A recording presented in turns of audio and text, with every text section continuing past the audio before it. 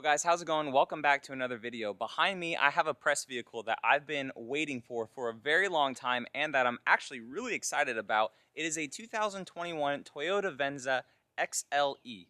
Now the reason I'm super excited for this vehicle is because we have a 2020 RAV4 XSE Hybrid, which in the RAV4 lineup is one level above this Venza, but they're about the same price MSRP. So I've been very excited to try out this Venza just to compare it to our RAV4. If you're in the market for one of these new Toyota hybrid vehicles and you want a little bit of luxury, which one you guys should actually choose. But in this video, it's basically my very first impressions of this car, when I sit in it, open the door, everything, how it compares to our RAV4. So let's go ahead, look at the outside, and get inside of it as well. So guys, starting out with the looks, the up front of this new Toyota Venza, personally, I don't really care for. I like the front of how the RAV4 looks a lot more.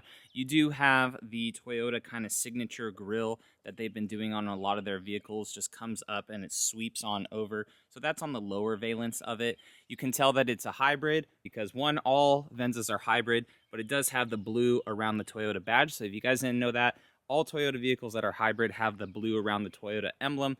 And then coming over here to the side, we got no fog lights, but you do have some nice looking DRLs as well, and LED projector. This color of silver looks very silver right now, but when the sun was setting, it was kind of like a little bit of a rose gold, like just a little bit of sheer of a rose gold to it. Coming down to the wheels, they are very nice, very luxury looking, again, because this is an XLE. Our RAV4 over here, an XSE, which is, technically a package above, has just some black wheels, but these wheels over here on this one look a little bit more premium and a little bit more luxury. Looking at the side profile of it, it does look like it has the same ride height of the RAV4, same mirrors, same kind of roofline, except for on the Venza, it kind of cuts back a little bit, whereas if you're looking at the RAV4, it comes down in the back, kind of like a 45-degree angle. You have a little bit bigger of a rear window and kind of a little bit more headroom, it looks like, in the back seat, as opposed to the Venza over here. The one thing that I do love about both of these cars is the rear end. It's got to have a nice rear end. I like how the Venza has the whole light bar kind of in the back going across, whereas the RAV4 gets broken up, but it still is LED and it looks good on the RAV4, but the Venza, it just continues it across the whole back. You have a little bit of chrome back here in the Venza, but you do have quite a bit of plastic, whereas on the RAV, it is plastic, but it's a different color. So it's a silver color on our RAV4. If you get a lower model on the RAV4, it will be plastic, but when these are the same price, looking at ours, that's a nice kind of charcoal gray to go with the color of this. This is a nice silver, but then you have plastic. You got your parking sensors back here. The RAV4 has that as well. You also have your rear view camera right here. Not sure yet if this thing has 360 camera. This is basically just my first impressions of it, but getting in, it is keyless entry. Holy crud, look at that screen. That thing is crazy. That's massive. So door cards, these feel a lot more premium than our RAV4. Our RAV4 is all soft touch around. Yep, soft touch up here too. So this has the same this has like the same amount of soft touch, but this is really soft. I mean, this may actually be like legit leather.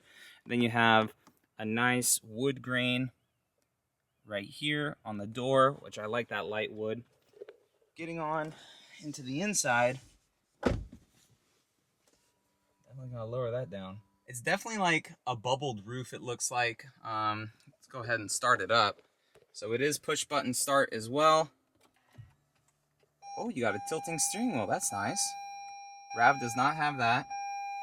Large, big screen right here, man. This thing is huge. So you got your climate control all over here. All of this is touchscreen, which I kind of like, but kind of don't like. I do enjoy that the RAV4, even though it's a bigger screen, you have actual buttons on the side. Coming on into the gauge cluster, you have that same big LCD screen. The Venza actually wraps across as opposed to the RAV. I'll do a full comparison video of these cars. But you have nice leather up here, nice leather around the steering wheel. This is all soft touch all up in here. Huge charging bay for a phone down here. You have some USBs. You have the wireless charger right there to turn it on and off. EV mode, your different drive modes, sport, normal, eco, looks like.